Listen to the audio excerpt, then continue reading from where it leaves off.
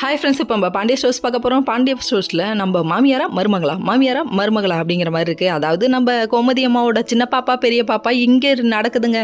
சரி, இதில் யாரா ஜெயிக்க போகிறோன்னு வெயிட் பண்ணி பார்த்துட்டு இருந்தா நம்ம மாமியார் ஜெயிச்சிட்டாங்க.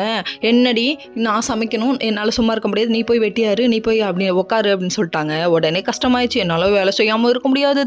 ஐயோயோ, நம்மளெல்லாம் உட்கார வச்சு சோறு போட்டால் நம்மளாம் கும்பிடு போடுவோமாப்பா சாமி. இந்த பொண்ணுக்கு அது தெரியல. இன்னொரு பக்கம் சரின்னு சொல்லிட்டு இந்த பொண்ணு என்ன பண்ணிடுச்சு, வெங்காயமாவது கட் பண்ணி கொடுக்குறேன்னு சொல்லிட்டு நின்றுக்கிட்டு வெங்காயத்தை கட் பண்ணி கொடுக்க, ஏய் அது செய்யாத, ஏய் இது செய்யாத, நான் சொன்னதை செய்யன்னு சொல்லிட்டு மாமியாரோட ராஜ்யத்தை காமிக்கிறாங்க. இதை பார்த்தோன்னே ராஜ் நடத்துங்க அப்படின்னு சொல்லிட்டாங்க. கோமதி அம்மா உங்கள் காட்டில் மழை தான் அப்படிங்கிற மாதிரி இருக்குது. இதை போய் நம்ம மீனாட்ட சொல்ல, மீனா வேற லெவலில் சந்தோஷப்படுறாங்க. நம்மளெல்லாம் உட்கார வச்சு சோறு போட்டால் சாமி போதும்ப்பா சாமின்னு நினைப்போம். ஆனால் இவங்க பாருங்க, வேலை செய்கிறேன்னு சொல்லிட்டு பண்ணுற அலப்பறை தாங்க முடியல அப்படிங்கிறாங்க.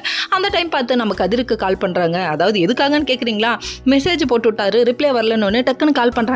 கால் பண்ணி என்ன நைட்டு வந்தால் கதவு தட்டாத, நான் வந்து திறக்கிறேன் அப்படிங்கிறாங்க. நீ எனக்காக எதுக்குமா வெயிட் பண்ணுற அப்படின்னு சொல்கிறாங்க. இதுக்கு பேர் தான் லவ். சொல்லுங்கள், லவ். சரி போதும்ப்பா, உங்கள் லவ் இடையில நான் இருக்கேன் பாருங்கப்பா அப்படின்னு சொல்லிட்டு மீனா ஞாபகப்படுத்துறாங்க. அதுக்கப்புறம் சரின்னு சொல்லிட்டு கட் பண்ணிட்டாங்க. அதுக்கப்புறம் நம்ம தங்கமயில் பார்த்த வேலை இருக்கே, சரவணன் வந்தோடனே பற்ற வைக்கிதாம்மா.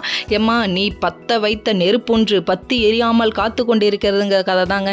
அதாவது இந்த பொண்ணு என்ன பண்ணுதுன்னா மூட்டி ஊடுதாம்மா. நீங்கள் கேளுங்க வீட்டில் இன்னும் நடந்துச்சுன்னு. ஐயோ ஆரம்பிச்சிட்டாலாம், இன்றைக்கும் ஒன்று ஆரம்பிக்க போகிறாளா, இவளுக்கு வேறு வேலையே இல்லையான்னு சொல்லிட்டு சரவணனே நினைக்கிற அளவுக்கு நடந்துக்கிறாங்க. அதுக்கப்புறம் மீனாவை பற்றி தப்பாக போட்டு கொடுக்குறாங்க. இன்னொரு பக்கம் நம்ம கதிர் வருவார்னு வெயிட் பண்ணி பார்க்குறாங்க. பேனா வேற கொடுக்குறாங்க.